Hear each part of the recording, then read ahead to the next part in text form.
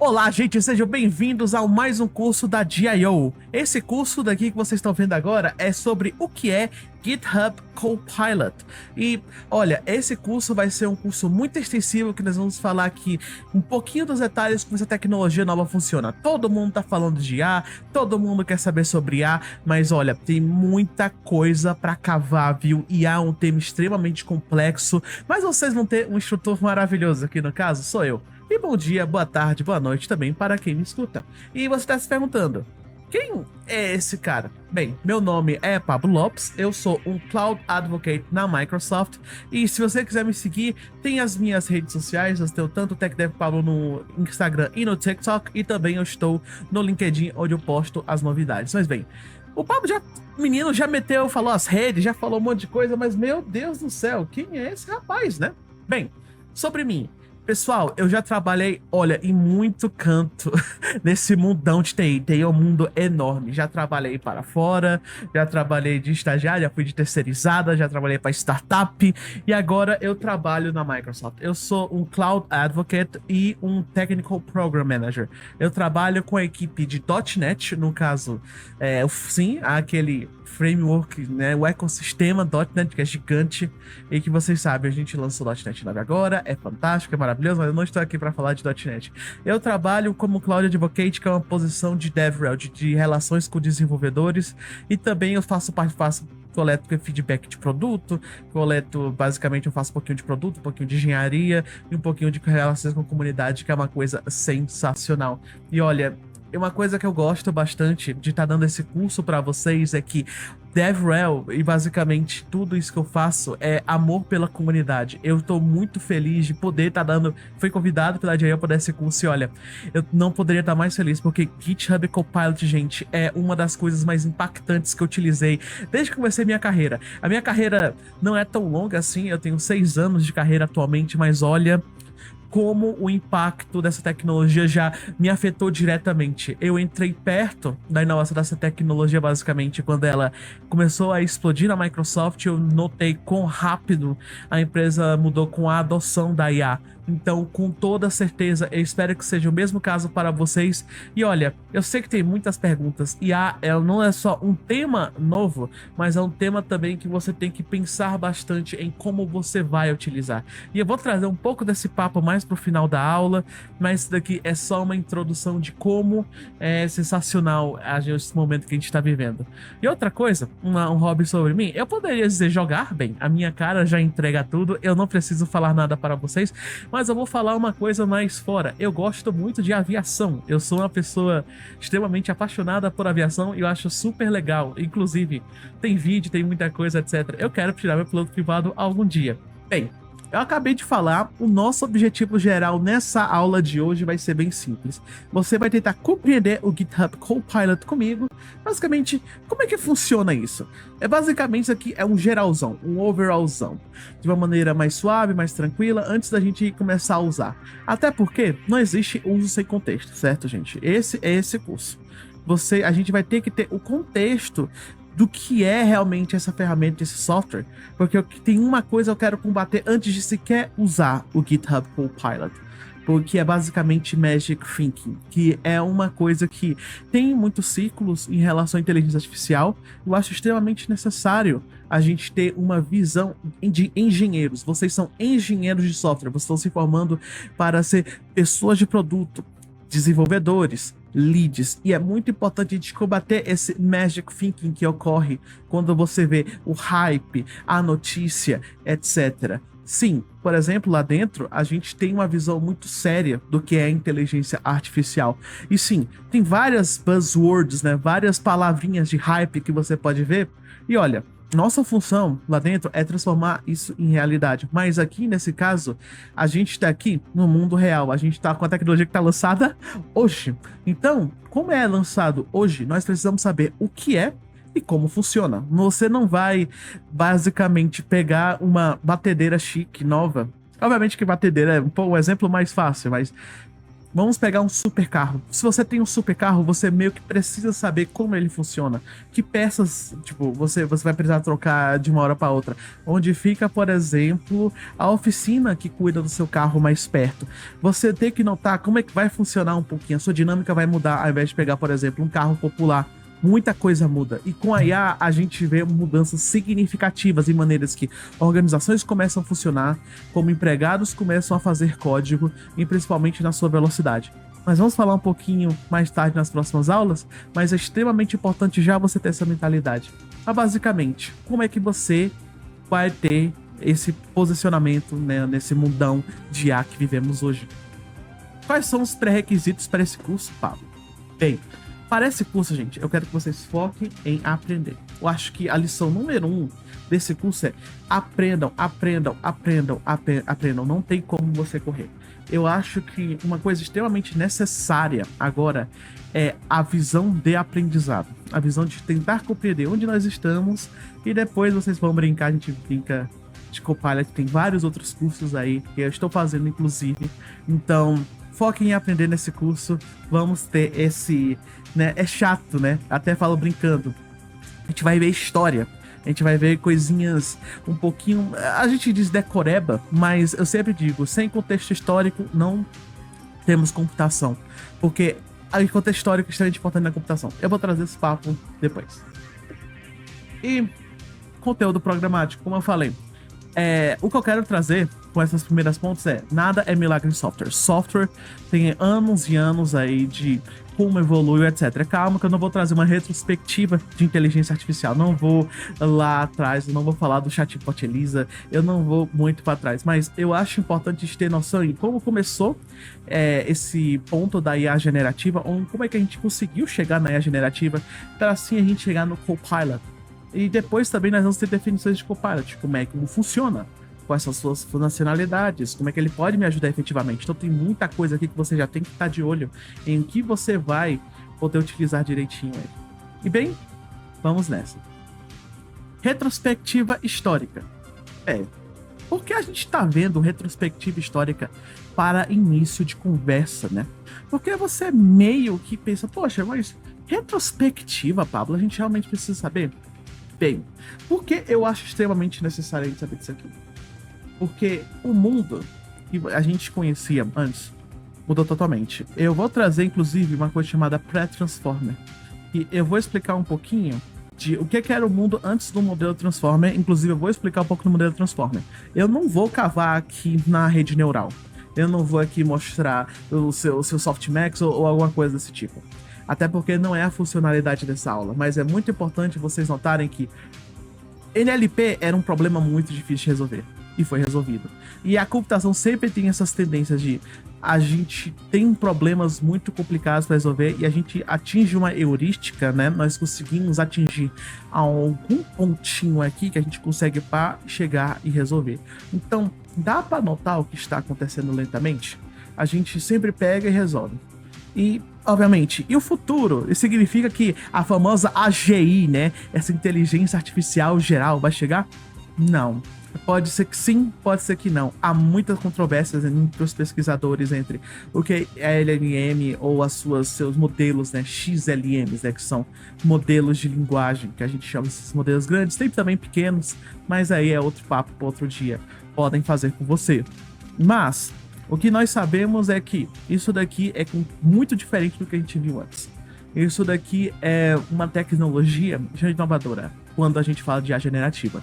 Porque antes era muito difícil você fazer textões muito grandes, era muito difícil você fazer uma coisa com contexto e consenso. E meio que depois disso, muita coisa mudou. Inclusive, até o nosso papel como programador também mudou. A pessoa de produto mudou. Eu acho que dá para notar a dificuldade que alguns estão tendo até de recolocação.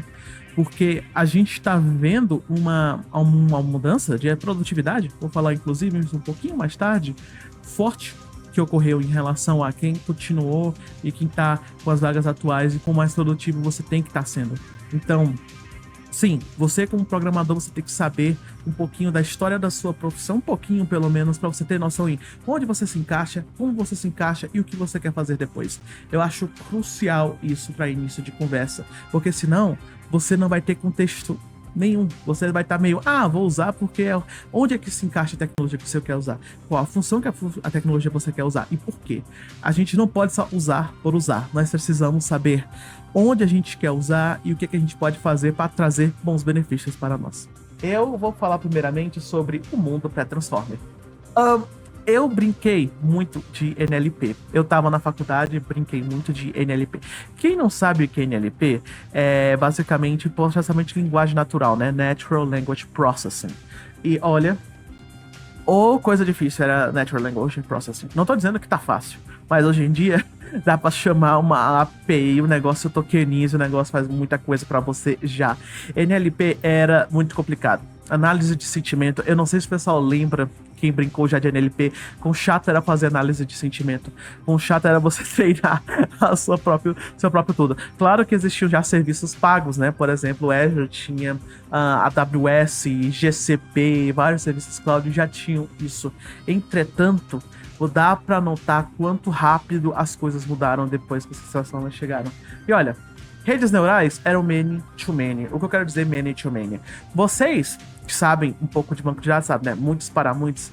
Não é uma propriedade boa para ser numa base de banco. Mas, tipo, por que many to many? Você tinha um modelo, uma função, e às vezes, tipo, um modelo fazia 2, 3 funções. Então era many to many. Você tinha muita coisa que tinha que resolver, muita coisinha, e era muito difícil de lidar. E, olha, até um tempo a gente pensou que era isso. Acabou, não temos um breakthrough aí por um longo período de tempo. A inteligência artificial consegue fazer algumas coisas, mas elas não são das melhores executadas, etc. Beleza, mas a gente tem aqui o seu uso, e é muito bom. Inclusive, Big Data, Machine Learning, né? Eu lembro que na época de 2010, um pouco, nossa, junto com o Cloud, era hype, era nisso, né? E, bem, até aí a gente pensou, o platô chegou e é isso, meio que acabou. Já estamos em adoção geral e acho que vamos ficar isso nos próximos 20 anos. E bem, 2017, eu lembro até o ano mais ou menos, apesar que tem aqui no nosso querido slide. 2017 chega um paper, foi escrito por pesquisadores da Google, chamado Attention is All You Need, que é atenção é tudo que você precisa. Eles descobrem uma coisa chamada mecanismo de atenção, que é uma coisa curiosa, porque dá para pegar um texto e saber onde é que o texto se autorreferencia. Tem uma imagenzinha muito boa, inclusive, que é basicamente uma que basicamente temos aqui uma palavra e você não sabe. Vamos supor aqui, Pablo foi almoçar no restaurante maneiro. Ele não gostou da carne. O que é ele? É Pablo.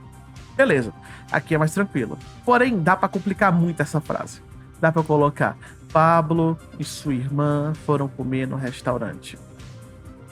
Vamos supor que eu citei o nome da minha irmã 3 parágrafos antes. Ele vai saber referenciar? Ele vai ter a atenção de ligar entre esses dois?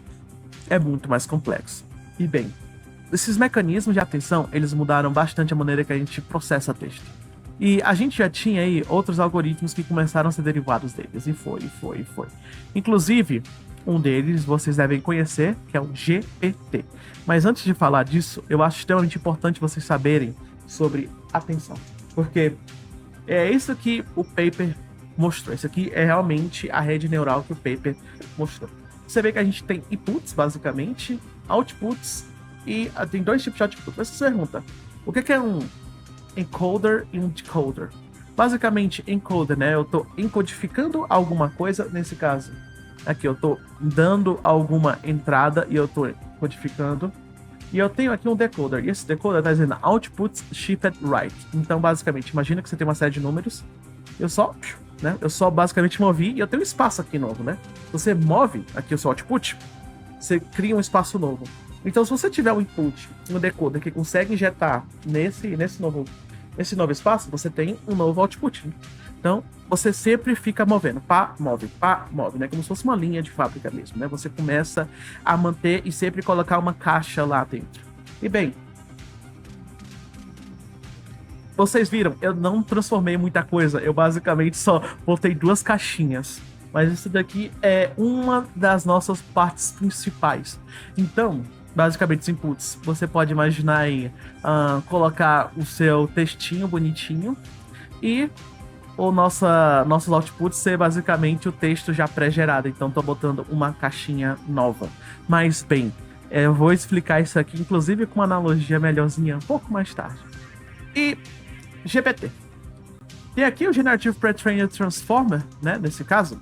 E esse é o que significa GPT, por sinal. GPT não é mágica, GPT tem esse nome, que é basicamente um transformer que é pré-treinado generativo. Basicamente, ele é uma variação desse algoritmo aqui, dessa rede neural, né? Redes neurais e algoritmos são coisas diferentes, cuidado, gente. Eu cometi esse erro, olha que legal. E, basicamente, eles são pré-treinados, basicamente, eles têm alguns fine-tunings, umas coisinhas. Imagina como se você tivesse uma caixinha cheia de, sabe, módulo de volume? Aquelas mesas de som. Imagina que você tá mexendo com milhares e milhões e bilhões dessas caixinhas, desses negocinhos. E consegue gerar esses dados aí da maneira que você vai. E bem, olha, GPT 1, 2 e 3. Olha, eu já mexi com GPT-3 um pouquinho na época, né? Era API. Basicamente, você mandava um texto e ele retornava. Nossa, quando descobriram que aquilo conseguia fazer função básica, tipo, entenda, nunca foi treinada para fazer função. Aquilo não sabia. Aquilo basicamente deu um scraping e foi treinado nos dados que ele tinha lá. Quando descobri que o GPT-3 conseguiu fazer função, isso era plena pandemia, 2020. Nossa senhora, o pessoal ficou assustado. O susto já tinha começado em 2020, gente. Pelo menos nesse ciclo de startup, já tinha muitas falas de o que o GPT-3, no caso, poderia fazer. O 1 e o 2 eram mais complicados. Eu já dei essa aula várias vezes para alguns cursos de pós-grade, mas eu vou resumir em GPT-1 mal conseguia fazer parágrafo, não tinha consistência. Mal conseguia fazer texto direito. E faz sentido, porque você vai ver porque mais tarde o porquê ele não conseguia fazer. O 2 não tinha consciência, ele não tinha lógica entre os parágrafos que ele gerava. Ele gerava parágrafos que entre ele fazia sentido, mas ele, quando ele tinha que escrever 2, 3, nada conectado, muito complexo. E, olha, o pânico tá aí há muito tempo. Tem uma reportagem, eu sempre tenho um print do MIT Technology Review, já falando de medo, na época fake news, né, do GPT-2, da geração de GPT-2. E depois todo mundo sabe do GPT 3.5, do GPT 4, né? ChatGPT todo mundo já usou, muita gente usou. Ah, Pablo, eu não usei. Bem-vindo, você vai usar logo uma tecnologia que é bem melhor do que o 3.5 na época. E, olha, é sensacional. Pois bem, lembra que eu falei pra vocês que tem uma razão do GPT eles serem, tipo, mandado assim lentamente? Bem, olha o espanco. Isso daqui, gente, é em milhões de parâmetros. O GPT-1 é nada. O pobre do GPT-1 é muito pequenininho e não tem outra. A fonte de dados que é treinado cresce cada vez mais, né? Tanto que há preocupações do GPT-5, apesar que a gente tá agora na série Orion, né? Mas eu não sei aí o que é que eles vão chamar aí a próxima, né? O One, agora que a gente tá chamando de Orion One, no caso. Mas, tipo, o 1, cara, tinha nada. O 2 tinha 10 vezes mais. O 3 já tem, tipo, 100 vezes mais. E, tipo, isso aqui é GPT-3. Por que não tem GPT-4 aqui? Não divulgaram os dados, então. Eu não sei, eu não posso informar pra vocês. Mas já no GPT-3, tipo... E muitos presumem que essa curva continuou. Tem muitos rumores de GPT-4, umas 10 vezes isso aqui. Então, tá crescendo em violenta escala o tanto de dado que você precisa treinar esses parâmetros. E o que são parâmetros nesse caso? Bem, redes neurais, gente, são feitas de, né, módulos, né, são nós. E, tipo, gente, cada nó tem um peso, tem uma ligação, né, que no caso, né, essa que a gente chama daquela multiplicação cruzada, né. E olha, cada parte daquela precisa ter um número, né? Você precisa ter weights e bias, né? E olha, o weight, o bias, tudo é extremamente importante. Essas redes neurais, no final das contas, não são nada mais, nada menos que vários desses pesos nós. É isso. O que você vê e o que ele consegue fazer, ele recebe input, output, e tem esse negócio gigantesco aqui no meio para conseguir gerar muita coisa. E é impressionante que sequer roda. Eu até falo brincando, é impressionante que a gente tem uma coisa de 6 até 5 milhões de parâmetros que roda. E é mais, né? Por exemplo, se a gente for falar, por exemplo, Meta, a gente tem o Meta Llama, a gente tem o Cloud, a gente tem, né, todos esses modelos. O Meta, vocês sabem, 6B, 9B. Então, gente, haja parâmetro e haja GPU. E bem, aqui começa uma coisa. Lembra que eu falei pra vocês que em 2020 eles começaram a notar, pera, eu acho que tem algo aqui, ele consegue gerar código, né? E se a gente pegasse essa rede neural e desse um fine-tune, ou seja, treinasse ela em mais código e conseguir fazer um novo modelo que é ainda melhor, tipo, um modelo que consegue realmente, o foco dele é gerar código. Bem, isso é o Codex. O Codex, ele é basicamente esse modelo que foi, né, pré-treinado, não sei o quê, e ele consegue gerar código de uma maneira bem mais eficaz. E depois disso, a Microsoft se interessou, junho de 2021 disse, oh, interessante, o GitHub disse, a gente quer fazer uma coisa para ajudar desenvolvedores a desenvolver, óbvio, claro, né, olha, a gente tá prevendo aí bilhões de desenvolvedores no futuro, então a gente realmente precisa de alguma coisa para ajudar essas pessoas. 2021, a gente teve o GitHub Copilot lançando e foi um sucesso enorme. Muita gente já começou a olhar bastante olhos. Basicamente foi a primeira ferramenta, alguns dizem que foi a primeira ferramenta de Gen AI lançada, tipo, desde o início do hype. Foi o primeiro, foi o GitHub Copilot. E o GitHub Copilot também é basicamente a ferramenta de maior sucesso com desenvolvedores em relação à IA generativa. E depois disso tivemos o anúncio do Copilot Chat, né? Que é onde a gente pode chatear com o nosso próprio código, etc. Temos outros cursos falando só sobre Copilot Chat, Copilot, então fiquem de olho já. E aqui nós temos o nosso anúncio do Copilot Chat, aqui você vê que tá grifadinho. Ele consegue escrever, você consegue conversar com o seu próprio código.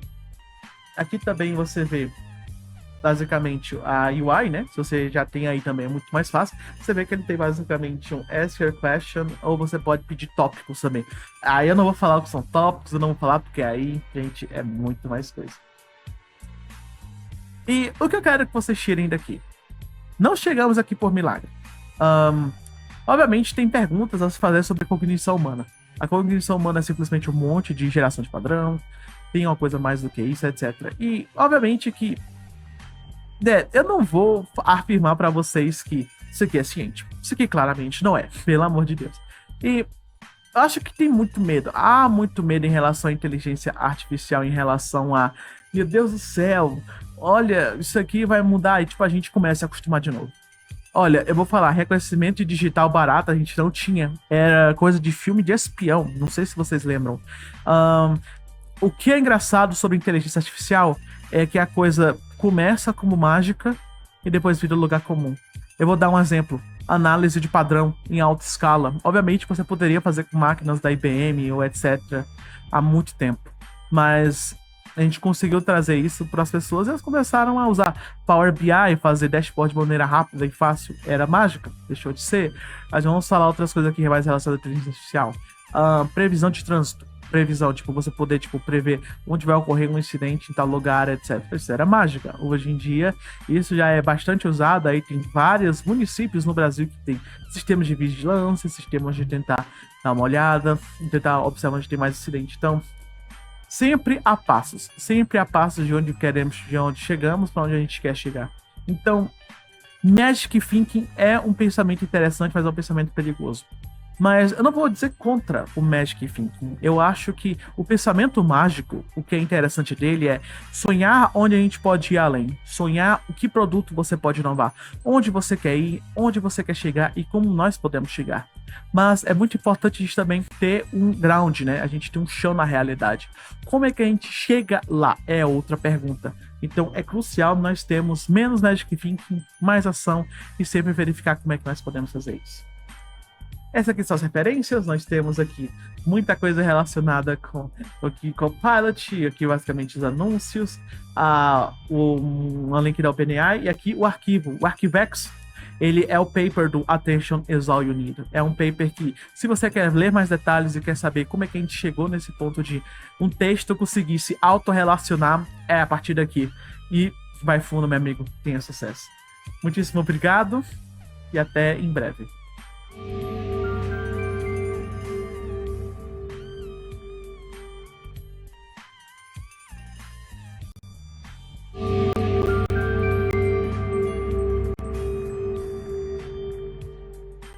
Olá, gente, tudo bem? Sejam bem-vindos ao capítulo 2. Aulinha 2, no caso, né? Capítulo, Pablo. Que é isso? E bem, nós vamos falar um pouquinho agora sobre as definições do GitHub Copilot. E eu sei que eu falo Copilot, até porque eu trabalho muito com o pessoal de fora. Eles falam GitHub Copilot, aí meio que eu peguei esse costume, tá? Pelo amor de Deus, não queiram, né, me dar um socão, porque, né, tem gente que às vezes fica brincando que, nossa, você fala muito chique, mas não é a minha intenção, é só porque acontece. E bem, nós vamos direto aqui para a definição, que é, isso daqui é da documentação do GitHub. Eu acho que há muito ponto em relação a, meu Deus do céu, as máquinas vão nos substituir. Mas eu quero mostrar para vocês duas coisas. Primeiramente, o nome do produto. Copilot. É copiloto, não é piloto. Inclusive, vou bater, vocês vão ver comigo, eu vou ficar batendo. Não é piloto, é copiloto. Porque a gente vai precisar ainda verificar código, vai verificar lógica, vocês não vão fugir disso. Não tem como. O negócio não é automático, não é programador Autobot. É você. Você ainda é o programador. Você é responsável pelo output. Então, eu vou ficar repetindo bastante isso aí em outros cursos, vocês forem me ver. Mas é importante a gente manter isso em mente. E até na documentação nós falamos. Ele é um assistente de código de IA. Ele ajuda você a escrever o código mais rápido, com menos esforço. E você pode focar mais na resolver essa colaboração, né? Esse ecossistema. E, bem, é um facilitador de código. É um programador em par de IA. Não é um programador. Inclusive, eu coloquei aqui, o que não é o GitHub Copilot, gente. Ele não é um programador automático. Ele não é um tomador de decisão. O tomador de decisão continua sendo você. Você pode perguntar ao Copilot o que ele acha de tal coisa, o que você consegue fazer, mas ele ajuda a te acelerar. Essa é a função do Copilot. Acelerar o seu desenvolvimento de código. O tomador de decisão, aí você... Olha, vocês vão ver, inclusive, em outros cursos, eu cito muito documentação. Porque não tem como fugir. Você, como programador, você precisa ter noção da sua própria documentação. E, bem, vamos falar um pouquinho de como ele funciona também. Que, lembra que eu falei da analogia das caixinhas? E aqui vai ser um pouquinho mais útil. Como é que funciona? Ele funciona de token e token. Então aqui nós temos uma função aqui, ó. Isso aqui é uma função muito simples. Python. Pablo, eu não gosto de Python. Imagina aqui que eu estou escrevendo COBOL, francamente. Python porque é simples, é fácil, você olha e você sabe o que é. Bem, def hello world, aqui, print hello world. Simples, né? E você está se perguntando, certo? Vamos supor que eu quero escrever, como é que o Copilot escreve uma função dessa? Bem, ele vai receber um input, então ele vai receber, tipo, escreva uma função hello world com o nome hello underline world simples em Python. Aí ele vai gerar os primeiros tokens. Def hello underline world, aqui esses parênteses, 2 pontos. E bem, ele tem que sempre completar a próxima caixa. Isso é token. O token, ele é basicamente a maneira que eu tô tokenizando aqui essa função, como eu tô subdividindo isso daqui para ser escrito.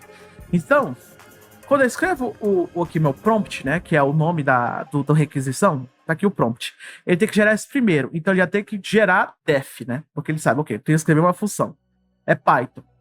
Def, começa com def. Hello, underline world, parênteses, 2 pontos. Por que eu tô botando desse jeito? Eu vou mostrar para vocês já num tokenizador.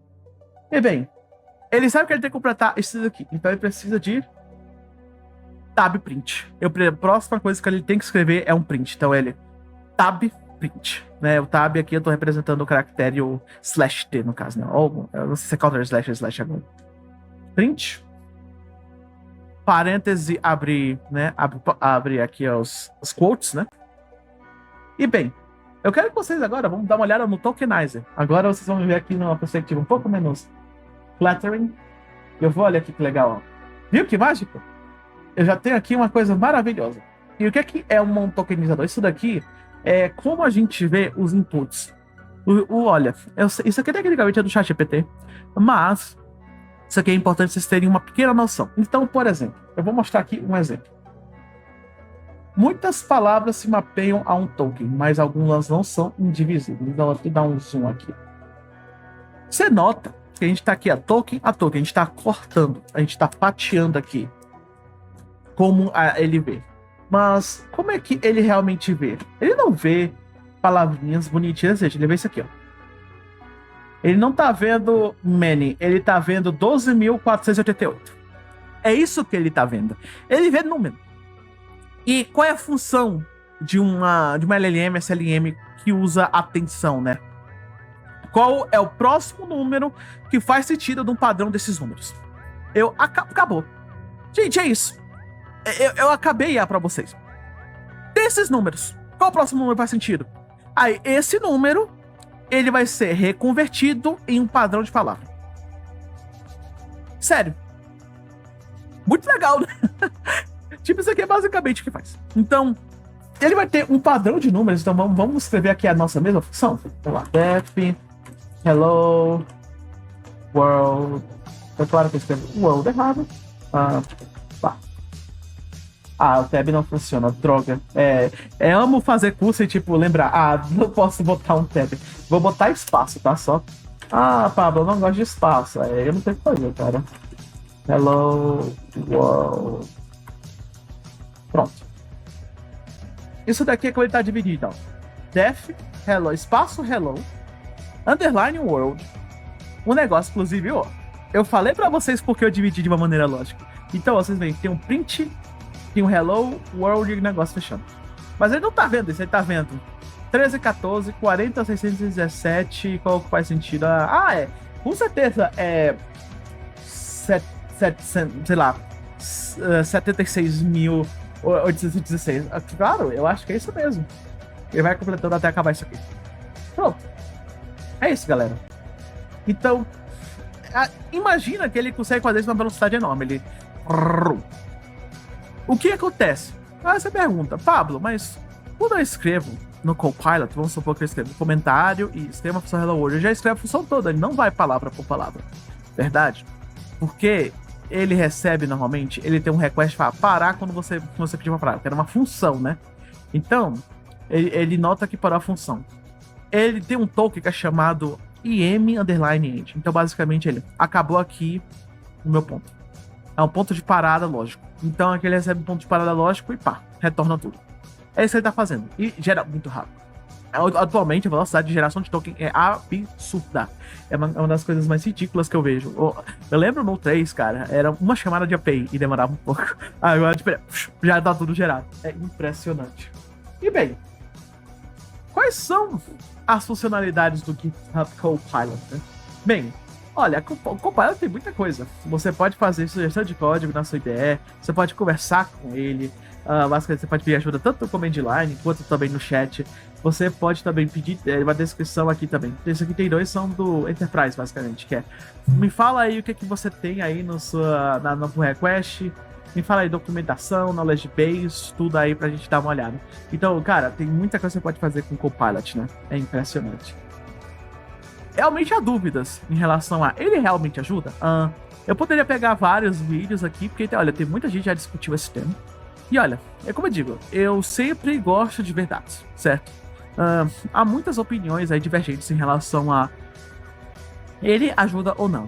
Eu tenho a minha experiência anedótica, que ele me ajuda bastante, eu sinto que o Copilot acelera muito a minha velocidade de desenvolvimento.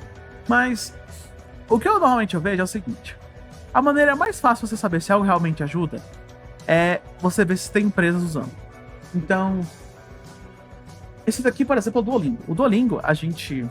Caso a gente não, né? Eu não sou do GitHub, não sei, não tenho noção. Mas aqui, por exemplo, eles não claimem, né, que tem 25% do aumento da velocidade do desenvolvedor. Tipo, 1 minuto fazer um setup com code spaces também, que é uma outra funcionalidade. Tipo, o tempo de revisar código diminui em 67%, os pull requests cresceu em 70%. Tudo isso com o Copilot. E não só isso, a Sentry diz que 95% dos desenvolvedores gostam mais de, né, programar quando usam o Copilot. 67% dos desenvolvedores lá dentro eles usam o Copilot. E olha, 96% dizem que é um sucesso utilizar o Copilot. Então, as empresas, grandes empresas que adotam o Copilot ou ferramentas parecidas, né, com isso, elogiam bastante o Copilot e tem, tipo, only praises, basicamente. Então, Eu acho que sim. Eu acho que é uma ferramenta que ajuda, mas é uma ferramenta que exige você ter lógica. É uma ferramenta que você tá um pouco mais maduro no que você faz e como você faz pra realmente funcionar direitinho. Porque, cara, tem muita coisinha que vai gerar que é um pouco estranha e você vai ter que corrigir. Você continua programando, filho. Vai continuar vendo Stack Overflow, vai continuar vendo outras coisas. Ah, pergunta chat GPT. e de chat não vai ajudar. Você precisa saber documentação, você precisa fazer a chamada da função, identidade, tudo. Mudou nada. Arquitetura é muito importante saber. Sim, falei 3 vezes arquitetura, porque tem gente que acha que, vou fazer outsourcing. Vai não. Senão você vai acabar com o Spaghetti Code. Aí, meu amigo, boa sorte em se livrar do espaguete. Espaguetezinho complicado. E bem, esse é o fim do curso, mas basicamente vocês viram do início, basicamente, quando a gente saiu do pré-GPT, da época pré-atenção, da chamada de GPT, GPTzão aí que chama muita atenção, até agora, basicamente. Como ele fez o Codex, o Copilot, vocês viram como o Copilot funciona, como a tokenização realmente ajuda a você fazer a próxima linha. Basicamente, o que ele consegue fazer? Você consegue gerar código de comentário, você consegue gerar coisas também pelo chat, e também você consegue fazer várias coisinhas aí. Em outros cursos vocês veem o tanto de coisa que você pode fazer. E que ele é um assistente IA de código. Referências. Nós temos aqui os links. Então, ó, aqui basicamente o link do Copilot, as histórias de consumidor, basicamente do Duolingo da Centro. E é isso. Esqueci quase de falar. Se você tiver dúvidas, fale conosco, né? Vamos dar uma olhada aí no fórum, nos artigos aí da DIO. E é isso, galera. Muito obrigado. Até em breve.